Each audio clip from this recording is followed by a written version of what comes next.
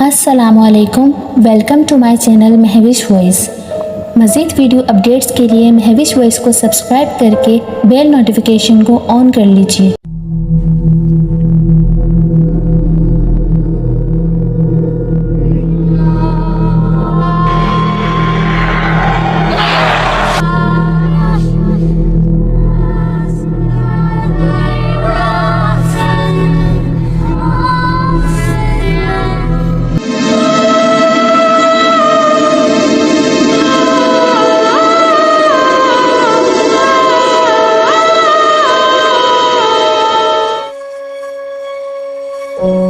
ایک سنسنی خیز کہانی۔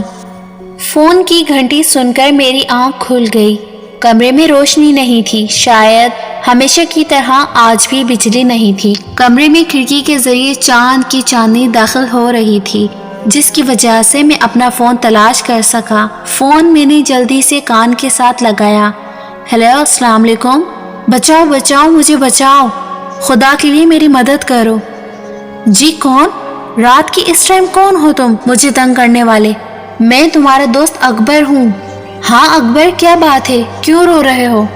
یار وہ مجھے مار دے گی، میرا خون پی جائے گی، وہ میری طرف آ رہی ہے۔ کون تم کو مار دے گی؟ ہیلو اکبر، لیکن کوئی جواب نہ آیا۔ میں نے خود اکبر کا نمبر ڈائل کیا، لیکن دوسری طرف سے کوئی جواب نہیں آ رہا تھا۔ میں اچانک اس کی باتوں سے پریشان ہو گیا۔ اکبر کی نئی شادی ہوئی تھی، وہ میرے ساتھ بینک میں کام کرتا تھا، ہم بہت اچھے دوست تھے۔ میرا نام سفیر حسین ہے اور میں ایک غیر شادی شدہ ہوں اور آزاد فطرات کا مالک ہوں۔ میں نے الماری سے اپنا ریوالور نکالا اور اکبر کی گھر کی طرف چل دیا۔ اکبر کا گھر کم آبادی والے علاقے میں تھا۔ گھر کے پاس ایک نہر گزر رہی تھی اور اس کے پار ایک قبرستان تھا۔ جلد ہی میں اس کے گھر پہنچ گیا۔ اس کا گھر 3 کمرے پر مشتمل تھا۔ 2 کمرے، ایک باورچی خانہ اور ایک چھوٹا سا صحن تھا، جس میں ایک بڑا پرانا کیکر کا درخت تھا، جس کے اوپر بہت سے پرندوں کے گھونسلے بنے ہوئے تھے۔ صحن سے ہوتے ہوئے میں نے کیکر کے درخت پر نظر ڈالی۔ پرندے خاموشی سے اپنے گھونسلوں میں دب کر آرام کر رہے تھے۔ حویلی کا دروازہ ہمیشہ کی طرح کھلا ہی تھا، لیکن کمرے اندر سے بند تھے۔ میں نے کافی دیر دستک دی، لیکن کوئی جواب نہ ملا۔ پھر مجھے کھڑکی کا خیال آیا جو نہر والی سائڈ پر تھی۔ میں حویلی کی پچھلی طرف گیا۔ میں یہ دیکھ کر حیران رہ گیا، کھڑکی کھلی تھی اور کھڑکی کے اوپر تازے خون کے نشان تھے۔ میں کھڑکی کے ذریعے اندر آیا۔ اب بجلی آ چکی تھی۔ میں نے بلب جلایا تو میرے رونگٹے کھڑے ہو گئے۔ اکبر بیڈ کے نیچے خون میں لپٹا ہوا پڑا تھا اور بھابھی کا کوئی نام و نشان نہیں تھا۔ میں نے اکبر کو چیک کیا تو وہ اس دنیا کو چھوڑ چکا تھا کہ اچانک میری نظر خون کے دھبوں پر پڑی جو کہ ننگے پاؤں کے تھے، یعنی کوئی کمرے سے کھڑکی کی طرف سے باہر گیا تھا اور خون کے نشان اس کے پاؤں کے ذریعے فرش پر بنے ہوئے تھے۔ میں نے پہلے گھر کی تلاشی لی، لیکن بھابھی کا کوئی پتہ نہیں چلا، لیکن ہو سکتا ہے وہ قاتل بھابھی کو ساتھ لے گیا ہو۔ میں نے پاؤں کے نشانوں کا پیچھا کرنے کا فیصلہ کیا اور کھڑکی کے ذریعے باہر آ گیا، لیکن میں نے تھانے کال کر دی تھی اور سب حقیقت بتا دی تھی۔ پاؤں کے نشان ٹارچ کی روشنی میں بہت واضح نظر آ رہے تھے، لیکن یہ کیا؟ نشان تو نہر میں جا رہے تھے، یعنی قاتل نے نہر پار کی تھی، پر میں نہر پار نہیں کر سکتا تھا، اس لیے میں نے 1 کلومیٹر لمبا چکر نہر سے ہو کر لگایا اور پھر نہر کی دوسری جانب ان پاؤں کے نشانوں کو تلاش کرنے لگا۔ جلدی تازے پاؤں کے نشان مل گئے۔ یہ نشان قبرستان کی طرف جا رہے تھے۔ مجھے قبرستان سے ڈر لگتا ہے کہ اچانک میرے کانوں میں پولیس کی گاڑی کی آواز آنے کا شور سنائی دیا تو میں واپس اکبر کے گھر کی طرف چل دیا۔ میں نے اپنا تعارف کروایا اور بتایا کہ یہ نشان قبرستان میں جا رہے ہیں۔ میں قبرستان میں اکیلا نہیں جا سکتا، اگر آپ نے ساتھ چلنا ہے تو چلو، کیونکہ وہ قاتل بھابھی کو قبرستان کی طرف لے گیا ہے۔ انسپیکٹر نے اپنے ساتھ 2 آدمی لیے اور باقی وہاں شواہد اکٹھا کرنے لگے۔ ہم قبرستان میں داخل ہو گئے تھے۔ قبرستان بہت ہی قدیم معلوم پڑتا تھا۔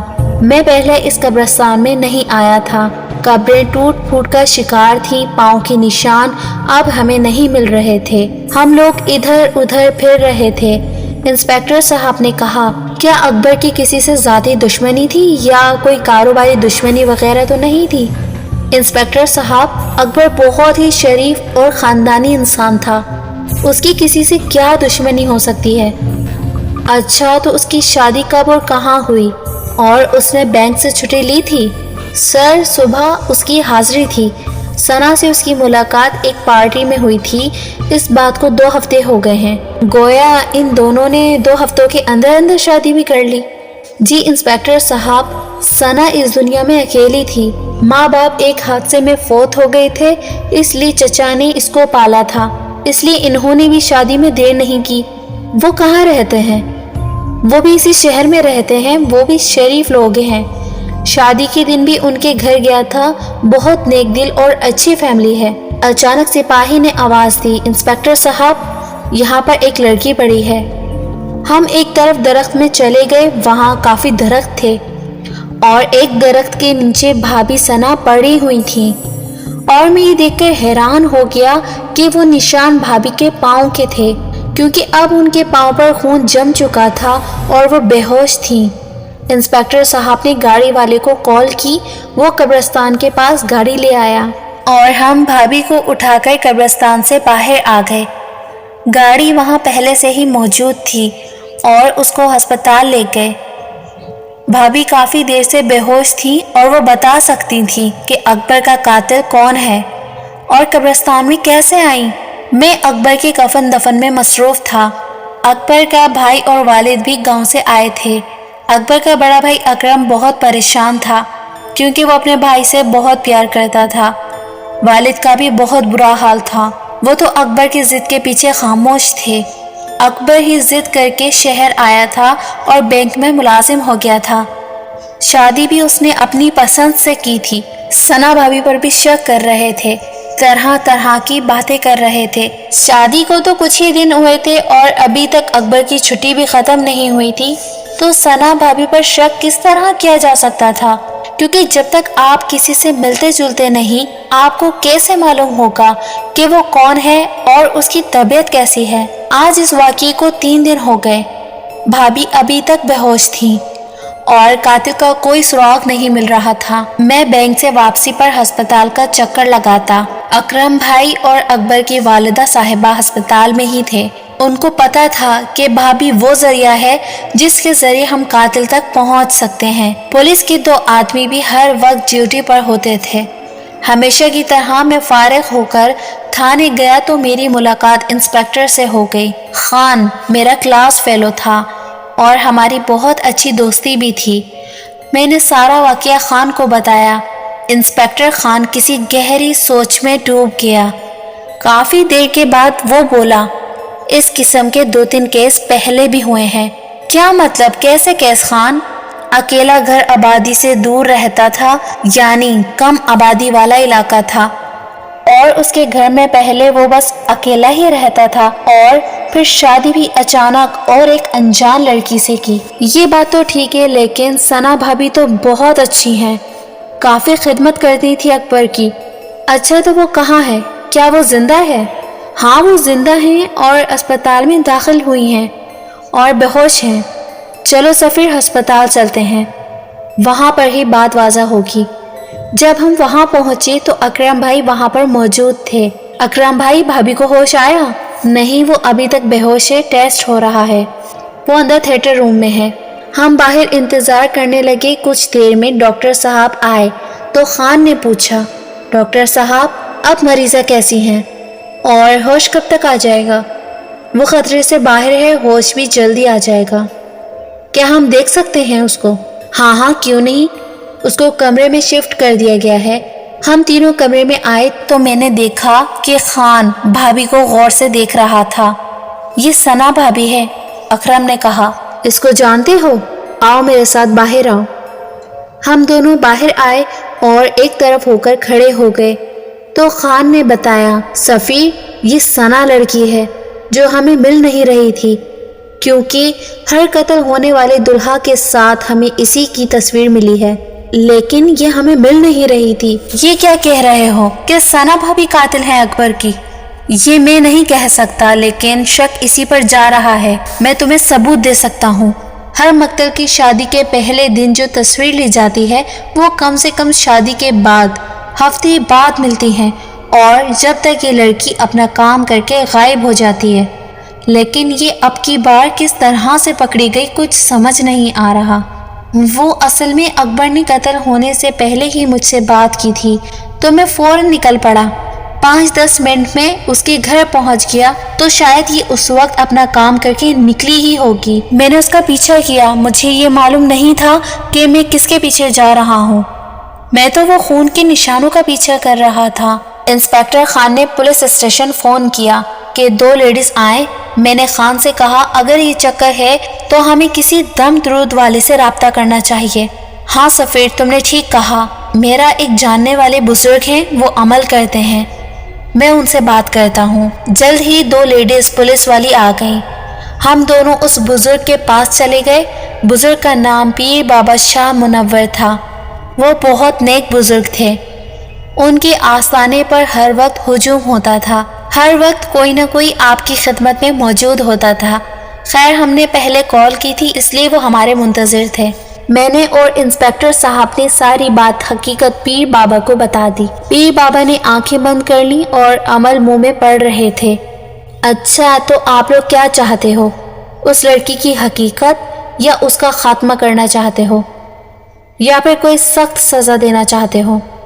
پیر بابا ہمیں پہلے تو یہ بتائیں کہ وہ کون ہے اور وہ ایسا کیوں کر رہی ہے۔ وہ مکمل انسان نہیں ہے اور نہ ہی مکمل چڑیل ہے۔ وہ ایک انسان اور چڑیل کے ملاپ سے پیدا ہوئی ہے، یعنی چڑیل کی بیٹی ہے۔ اس کا انسان باپ اس کو چھوڑ کر چلا گیا تھا، جس کو اس کی چڑیل ماں نے مار دیا تھا، اور اس کی ماں چڑیل کو ایک ہندو نے چلا کاٹ کر اپنی قید میں کر لیا تھا۔ تو اس کی پرورش انسانوں میں ہوئی تھی۔ اس کے چچا نے اس کو پالا تھا، اور چچا اس کی حقیقت سے نا علم تھا۔ اس کو ابھی تک اس کے بارے میں نہیں پتا۔ جب وہ اس لڑکی کی بار بار شادی کروا رہے ہیں تو ان کو شک نہیں ہو رہا۔ آپ لوگوں نے دیکھ لیا ہوگا کہ وہ چڑیل کی بیٹی بہت معصوم اور بھولی بھالی صورت لے کر پیدا ہوئی ہے۔ ہر کوئی اس پر اعتماد کر لیتا ہے اور وہ اپنا شکار خود ہی تلاش کرتی ہے۔ 3-4 دن وہ اپنی خوراک پوچھتی ہے، پھر اس کی چڑیل والی آتما جاگ جاتی ہے تو وہ اپنے شوہر کا خون پی جاتی ہے اور ہفتوں کے لیے غائب ہو جاتی ہے۔ جب اس کے چچا کو اس حادثے کا پتہ چلتا ہے تو وہ اس کی تلاش میں تھانے، ہسپتالوں میں، ریلوے اسٹیشن اور نہ جانے کہاں کہاں تلاش کرتے ہیں۔ جب وہ ملتی ہے تو ایک کہانی سناتی ہے اور اپنے معصوم چہرے کا فائدہ اٹھا کر کچھ ہفتے گھر میں آرام کرتی ہے، اور پھر تازہ دم ہو کر شکار کی تلاش شروع کرتی ہے۔ تو کیا ہر بار چچا اس کو جہیز دیتا ہے؟ لیکن پیر بابا اس بار وہ پکڑی گئی، اور وہ اب تک بے ہوش کیوں ہے؟ میں نے پہلے ہی بتایا تھا کہ وہ چڑیل کی بیٹی ہے، لیکن اس کے اندر انسان کا بھی خون ہے، اس لیے وہ کمزور اور تھکاوٹ بھی محسوس کرتی ہے۔ اس رات جب اپنا شکار کر کے قبرستان کی طرف جا رہی تھی تو اسے نہر بھی پار کرنا پڑی تھی۔ اس کو معلوم ہو گیا تھا کہ کوئی اس کا پیچھا کر رہا ہے، اس لیے وہ جلدی میں اس درخت سے ٹکرا گئی اور بے ہوش ہو گئی، کیونکہ اس پر اب تھکاوٹ طاری ہو گئی تھی۔ اب ہمیں کیا کرنا چاہیے؟ آپ اس کے ساتھ کیا کرنا چاہتے ہیں؟ اس کو زندہ رکھ کر سزا دینا چاہتے ہیں یا اس کو ختم کر دینا چاہتے ہیں؟ کیا پیر بابا اس پر گولی اثر کر سکتی ہے؟ ہاں کرے گی، لیکن یہ ضروری نہیں کہ اس کی موت اس گولی سے واقع ہو جائے۔ اس کو مارنے کے لیے اسی قبرستان میں 3 دن کا چلہ کاٹنا ہوگا، جس کے بعد اس چڑیل کی بیٹی میں چڑیل والی طاقت آ جائے گی۔ اس کے بعد آپ جو سزا دینا چاہو وہ اس سزا سے تکلیف اٹھائے گی، اور آئندہ ہو سکتا ہے کہ وہ یہ غلط کام نہ کرے، ہمیشہ کے لیے چھوڑ دے۔ اب چلے کے لیے کوئی آدمی تلاش کرو۔ میں تو پہلے ہی 1 سال والا چلہ کاٹ رہا ہوں جو آدھی رات کا ہے، تو پہلی رات کسی پرانی قبر پر بیٹھ کر کرنا ہوگا۔ میں تیار ہوں۔ اس نے میرے دوست کو مارا ہے اور نہ جانے کتنے لوگوں کو شکار بنایا ہے۔ ٹھیک ہے سفیر بیٹا، یہ لو ستو کے دانے، کسی پرانی قبر پر بیٹھ کر ان دانوں پر چلا کرنا ہے اور حصار سے باہر نہیں آنا۔ کچھ بھی ہو جائے، چاہے میری آواز آئے یا میں خود ہی آؤں، یہ تمہارا وہ دوست اکبر بھی آ جائے، تم نے کسی کی بات پر عمل نہیں کرنا، بس میرا بتایا ہوا عمل کرتے رہنا اور دن میں کسی سے کوئی بات نہیں کرنا۔ بینک سے چھٹی لے لو۔ میں نے پیر بابا کی بات مان لی، لیکن میرا دل تسلیم نہیں کر رہا تھا کہ بھابھی ایک بے رحم قاتل ہو سکتی ہے اور وہ ایک چڑیل کی بیٹی ہے۔ رات کا وقت تھا۔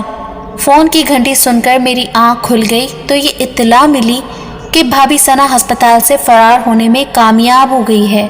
اس بارے میں اور کچھ معلوم نہیں ہوا۔ میں نے اسی وقت انسپیکٹر سے بات کی تو اس نے کہا، سفیر بھائی اب وہ چلہ کرنا ہی کرنا ہے اور ضرور کرنا ہے، اللہ نہ کرے کہ وہ کوئی کام کر دے اور کسی کی جان چلی جائے۔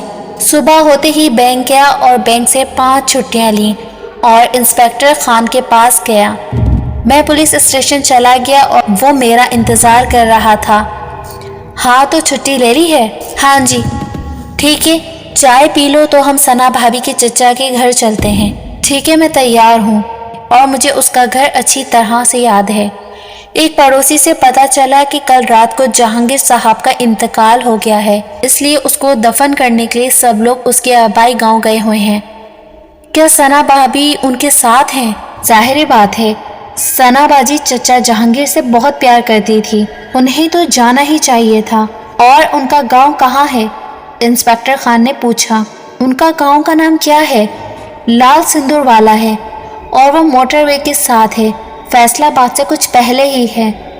ہم سب سے پہلے پیر بابا کے پاس گئے تو انہوں نے کہا، اس بات کا فائدہ اٹھا لو سفیر، تم اپنا چلہ آج رات سے شروع کر لو، اور انسپیکٹر خان تم بے شک اس کے پیچھے گاؤں چلے جاؤ، اگر وہ وہاں نہیں ملتی تو وہاں سے غائب ہو گئی ہے، بے شک اس کے پیچھے گاؤں چلے جاؤ، اگر وہ وہاں نہیں ہے اور ملتی ہے یا غائب ہوتی ہے تو مجھے اطلاع دینا، میں پھر عمل سے پتہ کروں گا کہ وہ کہاں ہے۔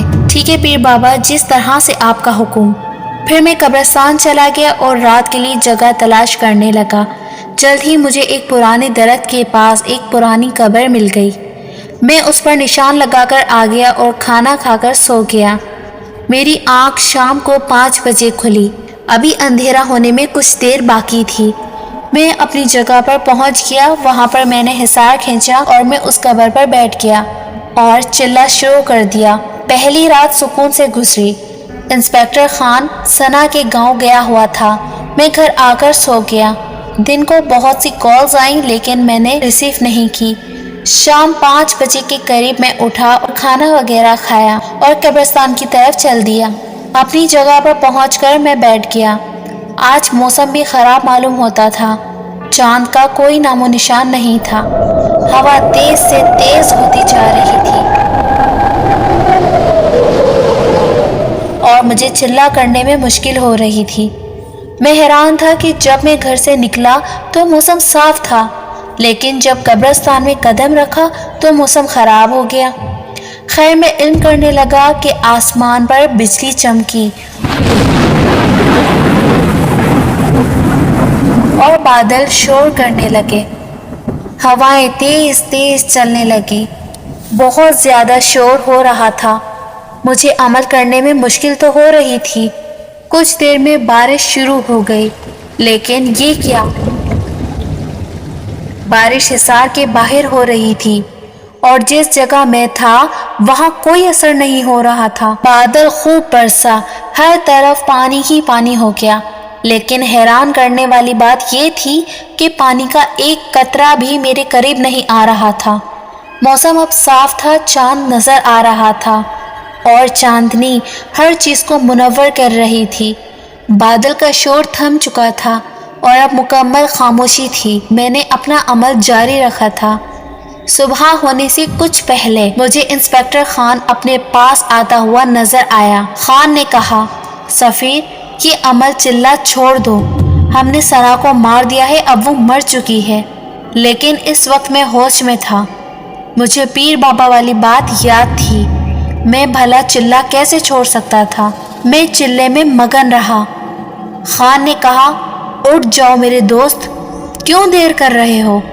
اپنا ٹائم ضائع کر رہے ہو، آؤ میرے ساتھ، میرا ہاتھ پکڑو۔ خان نے میری طرف ہاتھ بڑھایا تو اس کے منہ سے چیخ نکل گئی، وہ غائب ہو گیا۔ میں نے اللہ کا شکر ادا کیا کہ میں نے کوئی غلط قدم نہیں اٹھایا۔ صبح ہوئی تو میں گھر لوٹ آیا اور کھانا کھا کر سو گیا۔ شام کو اپنے ٹائم پر اٹھا اور اپنا سخت امتحان ہونے والا تھا اور میں اس لیے تیار تھا۔ میں نے آج مغرب کی نماز قبرستان کے پاس ادا کی تھی، کیونکہ پہلے میں گھر میں ادا کر کے جاتا تھا۔ چلہ میں نے اپنے ٹائم پر شروع کر دیا۔ وہ تقریباً آدھی رات کا وقت تھا جب مجھے دور سے کسی کے قدموں کی آہٹ سنائی دی۔ کوئی سفید صاف میں میری طرف آ رہا تھا۔ قریب آیا تو میں نے دیکھا کہ وہ ثنا ہی ہے۔ انہوں نے بہت معصوم صورت بنائی ہوئی تھی اور مجھ سے معافی مانگنے لگی۔ سفیر بھائی، مجھے معاف کر دو، میں جتنا چاہتی ہوں، میرا وعدہ ہے آئندہ میں کسی کو کوئی نقصان نہیں پہنچاؤں گی۔ کافی دیر کھڑی رہی، پھر خاموش اور مایوس ہو کر چلی گئی۔ کچھ دیر بعد خاموشی رہی، پھر پیر بابا میرے سامنے آئے اور انہوں نے کہا، بیٹا اس کو معاف کر دو، وہ تم سے معافی مانگ رہی ہے۔ اس کی سزا بہت ہے کہ سب کے سامنے اس کا چہرہ بے نقاب ہو گیا ہے۔ میں پیر بابا کی بات کرنے ہی والا تھا کہ میرے کانوں میں آواز آئی، یہ سب نظر کا دھوکہ ہے، میں نہیں ہوں، تم اپنا عمل جاری رکھو۔ پھر وہ پیر بابا بھی وہاں سے چلے گئے۔ میں اسی چکر میں تھا کہ یہ چلہ کسی طرح پورا ہو۔ صبح ہونے سے پہلے قبرستان ایک شور سے جاگ اٹھا۔ قبروں سے مردے نکلنے لگے، درخت ٹوٹنے لگے، پرندے بے چین ہو کر ہوا میں اڑ رہے تھے۔ کچھ درختوں کو آگ لگ گئی۔ جس قبر پر میں بیٹھا تھا وہ بھی مسلسل تڑپ رہی تھی اور مجھے اپنا عمل کرنے میں مشکل ہو رہی تھی۔ پھر میں نے دیکھا کہ ثنا بھابھی کے ساتھ چند اور لوگ میری طرف آ رہے تھے، جن میں میرا مرحوم دوست اکبر بھی تھا۔ انہوں نے مجھ سے کہا کہ ہم نے ثنا کو معاف کر دیا ہے، اب تم بھی اس کو معاف کر دو۔ میں نے ان کی ایک نہیں سنی اور وہ غصے میں آ گئے اور مجھ پر قبروں سے پتھر اٹھا اٹھا کر مارنے لگے، لیکن کوئی بھی پتھر مجھے نہیں لگا۔ سب قریب جا کر گرتے رہے۔ کچھ دیر یہ عمل جاری رہا، پھر سب مردے میرے پاس آنے لگے۔ وہ پرانی قبر بھی مجھے پریشان کر رہی تھی، جس میں سے کسی بڑھیا کی آواز آ رہی تھی۔ میں نے آنکھیں بند کر لی اور عمل جاری رکھا کہ اچانک سب شور ختم ہو گیا۔ میں نے آنکھیں کھولی تو ثنا چڑیل کی بیٹی بے ہوش پڑی تھی۔ دور سے مجھے انسپکٹر خان آتا ہوا دکھائی دیا۔ اب صبح ہو چکی تھی۔ انسپکٹر صاحب نے بے ہوش ثنا پر فائر کیا اور اس کو ہمیشہ کی نیند سلا دیا۔ میں حصار سے باہر نکلا۔ ہم نے ثنا کی لاش کو تابوت میں بند کر کے بغیر جنازے اور غسل کے ہی دفن کر دیا، کیونکہ وہ نہ مسلمان تھی اور نہ پوری انسان تھی، وہ تو چڑیل کی بچی تھی۔ مجھے آج بھی اکبر کی یاد آتی ہے۔ اس واقعے کو 10 سال ہو گئے ہیں۔